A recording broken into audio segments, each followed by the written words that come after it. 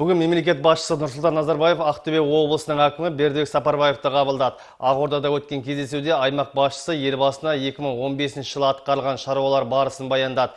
Бердібек Сапарбаев өңірдегі азық-түлік бағасының қалыпты жағдайда екенін айтты. Президент қолда бар мүмкіндіктерді мейлінше тиімді пайдаланып, халықтың тұрмыс тіршілігін жақсарта түсуді тапсырды. Облыста барлық жағдай бар.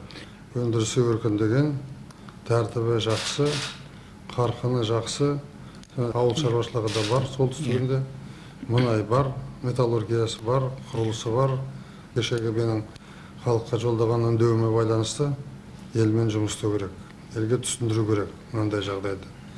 Ол біздің кемшілігімізден дұрыс істемегендігінен емес, ол бүкіл дүниежүзілік дағдарыс. Олардан шығудың жолы қазір жаңағы әлеуметтік жағдайды ұстап, жұмыс орындарын ұстап, мынау беретін шағын бизнеске беріп жатқан қаржыны жақсылап жұмсап, нұрлы жол бағдарламасының барлық жерде қанша жұмыс облыстың адамдары жұмыс істеп, оңтүстіктерінде Қытайдан келетін жол жүріп жатыр ғой. Облыстың төңірегінде жұмыс орындарын салып, әр жерлерде мына темір жолдың бойында, автокөлік жолдың бойында мына елдерге сервис көрсететін компаниялар болса, кішігірімді барлығы жұмыс табады. Қазіргі мынау экономикалық дағдарысқа қарамастан жалпы өңірдегі экономиканың дамуы 2014-пен салыстырғанда 5%-ға ұлғайды. Сіздің ең үлкен берген тапсырмаңыз халықты жұмыспенен қамтамасыз ету. Ол жөнінде де үлкен проблемалар жоқ. Жұмыссыздықтың деңгейі қазіргі таңда белсенді жұмыс істейтіндермен салыстырғанда 4,8%. Ол былтырғымен салыстырғанда өндіріс мекемелер жұмыскерлерін қысқартқан жоқ. Олардан сіздің берген тапсырмаңыз бар. Соған байланысты әсіресе мынау Ақтөбе мұнайгаз, Қазхром, оларда ешқандай қысқарту болған жоқ.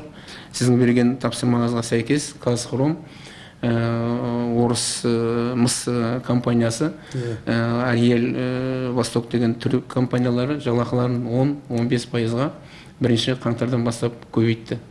Қазір енді сондай жұмысты басқалармен де жүргізіп жатырмыз. Мен мемлекет басшысы Нұрсұлтан Әбішұлына берілген тапсырмалардың орындалу жөнінде баяндадым. Ең негізгі тапсырма қандай бір экономикалық қиыншылықтар болмасын, дамуды төмендетпеу, соның арқасында халықты жұмыспен қамтып, әл-ауқатын жақсарту. Қазіргі таңда ол жөнінде Ақтөбе облысында тапсырмалар толығымен орындалды.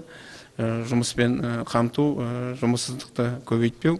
Қазіргі таңда жұмыссыздық былтырғы жылменен салыстырғанда 4,8%-ды құрайды.